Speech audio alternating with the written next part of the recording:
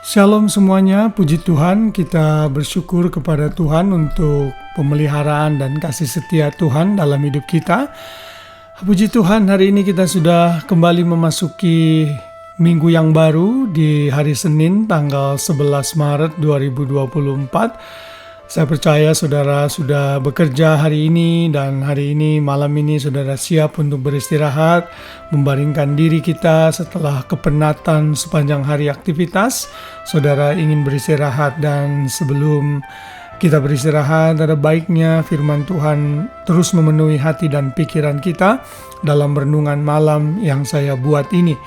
Dan malam ini firman Tuhan diambil dari ayat hafalan kita, masih mengenai hidup yang berfokus kepada Kristus dari 1 Timotius 2 ayat yang kelima. Ayat ini berbunyi demikian, karena Allah itu esa dan esa pula Dia yang menjadikan pengantara antara Allah dan manusia, yaitu manusia Kristus Yesus. Karena Allah itu esa dan esa pula Dia yang menjadi pengantara antara Allah dan manusia, yaitu manusia Kristus Yesus. Dari satu ayat ini ada begitu banyak penjelasan yang bisa saya berikan. Di sini ada kebenaran mengenai keesaan Tuhan. Kita tahu bahwa kita percaya Tuhan Tritunggal, Tuhan yang menyatakan diri dalam 3 pribadi. Mereka berbeda, bisa dibedakan tetapi tidak bisa dipisahkan. Mereka pribadi yang berdiri sendiri tetapi mereka juga tidak bisa dipisahkan. Artinya Bapa bukan Yesus, Yesus bukan Bapa, Yesus bukan Roh Kudus, Roh Kudus bukan Bapa. Ini hal yang sangat penting untuk kita bisa mengerti. Namun kita tetap percaya Tuhan itu esa. Lalu yang kedua yang menjadi tekanan kita adalah bahwa kita mempunyai pengantara antara Bapa dengan kita. Mengapa kita membutuhkan pengantara? Tentunya ini berhubungan dengan Kejadian pasal 3 di mana manusia sudah jatuh dalam dosa dan kehilangan kemuliaan Allah. Karena hubungan manusia itu jadi terputus, maka kita membutuhkan pengantara yang mampu menjadi pengantara antara kita dengan Bapa. Dan pengantara itu harus dari inisiatif Bapa sendiri. Dan Allah sudah mengambil rupa berinkarnasi menjadi manusia di dalam Kristus Yesus Tuhan. Kenapa harus manusia? Karena Yesus menebus manusia yang sudah dalam dosa. Yang berdosa itu adalah manusia, bukan binatang. Karena itu, Yesus harus menjadi manusia. Tapi, manusianya ini bukan sembarang manusia. Manusia yang dihasilkan bukan dari benih, dari seorang laki-laki, tapi dari Roh Kudus dalam peristiwa Natal. Kenapa mesti Yesus yang menjadi Tuhan itu jadi manusia? Dan karena kualifikasinya kalau mau jadi pengantara dan menyelamatkan manusia, ia tidak boleh berdosa satupun. Bahkan 0,sekian persen pun tidak boleh. Ia harus sempurna sebagai manusia.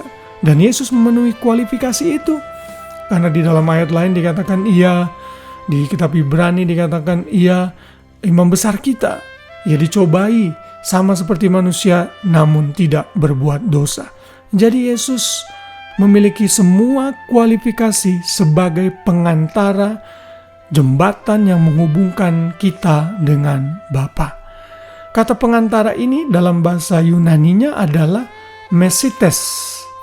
Artinya seseorang yang go between, yang berada di antara, atau sebagai intercessor atau mediator atau pendoa syafaat.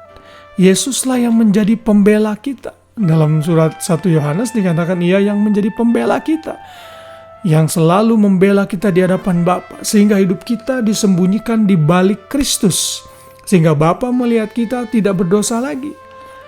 Bukan karena kita sudah benar dan sempurna, namun karena Kristus yang melakukan pekerjaan keselamatan itu, yang sudah membungkus kita dengan darahnya sehingga kita sempurna di hadapan Bapa. Ayat ini sungguh luar biasa. Karena dengan perantaran Kristuslah hubungan kita bisa kembali didekatkan dengan Bapa. Karena kedekatan inilah makanya kita bisa memanggil Dia Aba dan Bapa.